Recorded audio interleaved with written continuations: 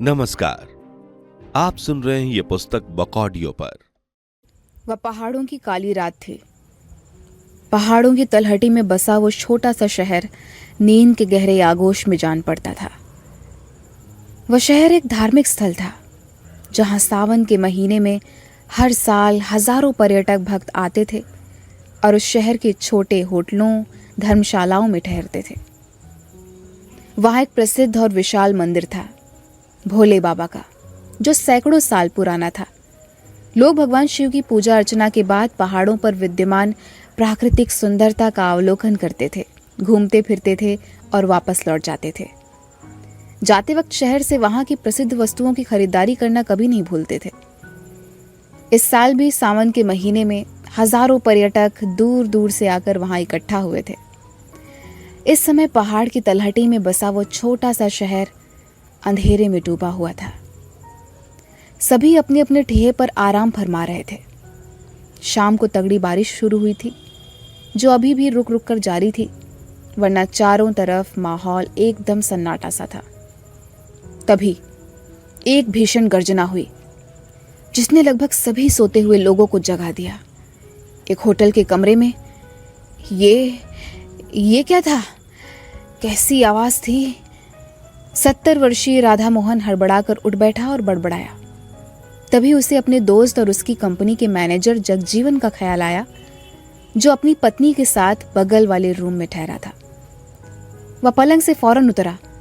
तभी उसके रूम का दरवाजा बाहर से भड़बड़ाया जाने लगा। उसने फुर्ती से आगे बढ़कर दरवाजा खोला। ये कैसी आवाज थी? बाहर अपनी पत्नी के साथ बदहवास से खड़े जगजीवन ने हड़बड़ाए स्वर में पूछा। पता नहीं, पर थी बड़ी भयंकर। तीनों के समझ में कुछ नहीं आया था कि आखिर वो भयंकर आवाज किसकी थी। इसी बीच होटल में शोर उभरा। ये शोर कैसा? जगजीवन की बीवी घबरा कर बोली। लगता है कुछ गड़बड़ है, आओ देखते हैं। राधा मोहन रूम के बाहर निकलते हुए बोले। फिर तीनों लंबे लंबे डग भरते हुए आगे बढ़ गए। होटल के सभी कमरों के दरवाजे धड़ाधड़ खुल रहे थे।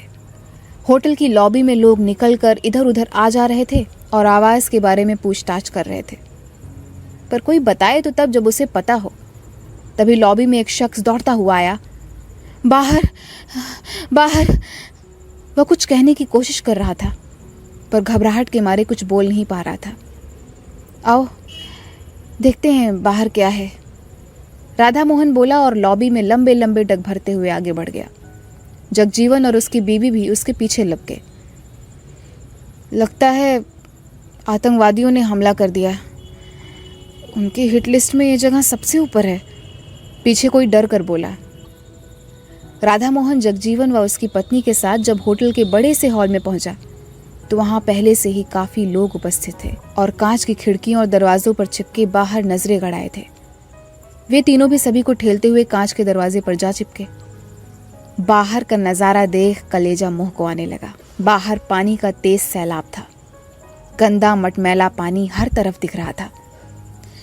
हे भगवान, ये बाढ़ कहां से आ गई? जगजीवन की पत्नी भयकंपित होकर बोली। बाकी सब भी इसी तरह से अटकलें लगा रहे थे, पर असल में हुआ क्या था यह किसी को नहीं पता था। हॉल में शोर भी खूब हो रहा था। शाम से शुरू हुई बारिश में इतना पानी नहीं आ सकता, फिर इतना पानी आया कहां से था? लोगों की नजरें बाढ़ पर ही स्थिर थीं। रात के वक्त बाढ़ का पानी विशाल एनाकोंडा की सी शक्ल लिए अख्तियार किया जान पड़ता था। पानी निरंतर बढ़ता जा रहा था।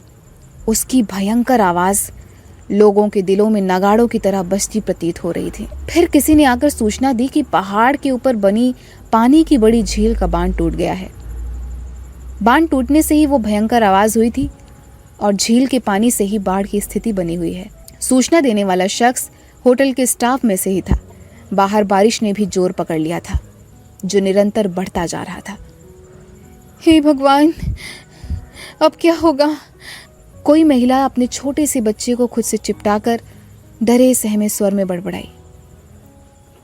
बाहर पहाड़ का पानी होटल की दीवारों से टकराने लगा था। एकाएक होटल के उस हॉल के एक कांच का दरवाजा भड़ाक से टूटा और पानी का रेला अंदर प्रविष्ट हुआ। लोगों में चीख पुकार मच गई। फिर देखते देखते हॉल के अन्य कांच के दरवाजे एक एक करके टूटने लगे। पानी का रेला भीतर समाने लगा। चलो ऊपर भागो, कोई चिल्लाया। फिर क्या था, सब होटल की ऊपरी मंजिल की तरफ दौड़ पड़े। किसी को भी उस वक्त अपने सामान वगैरह की चिंता नहीं जान पड़ती थी। ऐसी विकट स्थिति में सामान की चिंता किसी मूर्ख को ही होगी। जहां जान बच जाए बड़ी बात होती है। राधा मोहन जगजीवन व उसकी पत्नी के साथ ऊपरी मंजिल पर बने बड़े से हॉल में जा पहुंचे। हॉल भरता जा रहा था। हर शख्स खौफ सदा लग रहा था।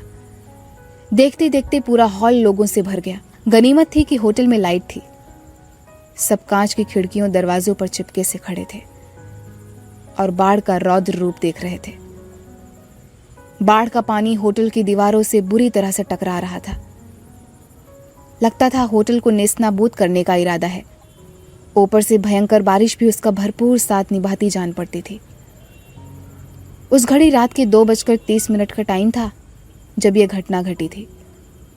सर, एक युवक भीड़ को ठेलता हुआ राधा मोहन के नजदीक आकर बोला। राधा मोहन ने उसे देखा, फिर प्रश्न चिन्ह नजरों से जगजीवन की ओर देखा, जबकि युवक ने प्रणाम की मुद्रा में अपने दोनों हाथ जोड़ लिए थे। ये राघव है, अपनी कंपनी में काम करता है, जगजीवन बोला। कुछ दिनों पहले एक मन्नत मानी थी कि पूरी होगी तो भोले बाबा के दर्शन करने आऊँगा। मन्नत पूरी हो गई तो इसलिए यहाँ आया था। राघव ने उस दहशत भरे माहौल में मुस्कुराकर बिना पूछे कहा। राधा मोहन ने अपनी गर्दन धीरे से ऊपर नीचे की। चेहरे पर कोई खास भाव नहीं था। तभी राघव का फोन आ गया। एक्सक्यूज मी, उसने जेब से फोन निकाल कर कहा और एक तरफ जाकर बात करने लगा। तभी लाइट गुल हो गई। लोगों में शोर शराबा बढ़ गया। डर खौफ ने अंधेरे में अपने पैर पसारने शुरू कर दिए थे। अंधेरा तो डर का वैसे भी पर्याय होता है, और जब डर वहां पहले से ही मौजूद हो तो फिर अंधेरा होने पर क्या होता है बताने की जरूरत नहीं। हर एक के दिल में अनिष्ट की आशंकाएं उभर रही थी, पर वे कितनी भयानक होंगी ये कल्पना से भी परे थी। कल्पना के दायरे में भी थी तो कोई सोचना नहीं चाहता था। डर कर मौत से पहले ही मौत के आगोश में जाना नहीं चाहते थे। एकाएक जोर से आवाज हुई। पूरी बिल्डिंग हिल गई। लोग बुरी तरह से चीखने चिल्लाने लगे। एक बार पुनः वैसी ही आवाज हुई और पूरी बिल्डिंग कटे पेड़ की भांति भरभरा कर नीचे बाढ़ के पानी में गिरी।